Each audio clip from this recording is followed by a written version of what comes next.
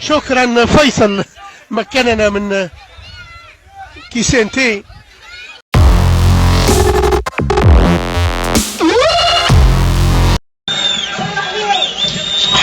حمدي الهوني عفوا سينفذ ضربة الجزاء. حكم المباراة يعطيه إشارة للتنفيذ. عبد السلام الحويوي شدها عبد السلام،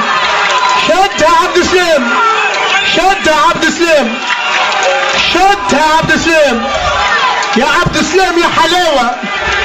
أنقذ مرماه من ضرب الهدف في تصدي لضربة الجزاء. تعود للكرة. يا ربي على تونس، يا ربي يسخفوا لمرمى الحارس عاطف الدخيلي في الاثناء يربط صباته. يعني حكم المباراة أمير لوسيف ماهوش ملاعبي باش يخرج يربط البرة. حكم المباراة يلزم يستناو الكل ليربط حذاءه لكي لا يتدعثر فيه لا قدر الله. تتمنيك علي يا حارس، أقطع رأسه وأقطع كرارزه وعلقهم في باب المدينة.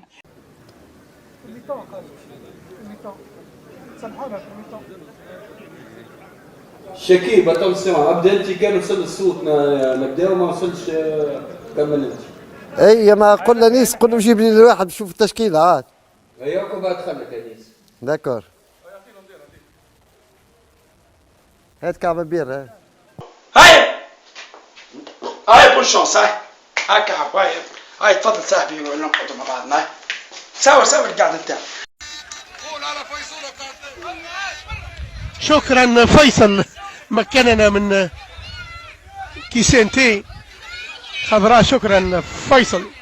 على كل التوسيع علي العابدي عنده الكرة بالراس للمجبري. يلا عنا بالي سادد كاد يفعلها المجبري. حنا بال كاد يفعلها أمامكم على الصورة. هذا هو القادم على مهل في المنتخب الوطني التونسي. كاد يفعلها حنا بال المجبري. شوف الكرة كوارجي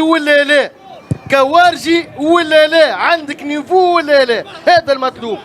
تعال مؤمن خذ لون احمر. قال لا لا لا لا لا لا لا لا لا لا لا لا لا انا يعني مش مستقصد للعمليه. اخرجها له محمد الفني حكم اللقاء. الان الامور ولات يا ناس، ولات يا عالم. صلوا على النبي. اهدوا شوي يا مؤمن. لماذا لم تغادر؟ الآن يلا مؤمن مع حق.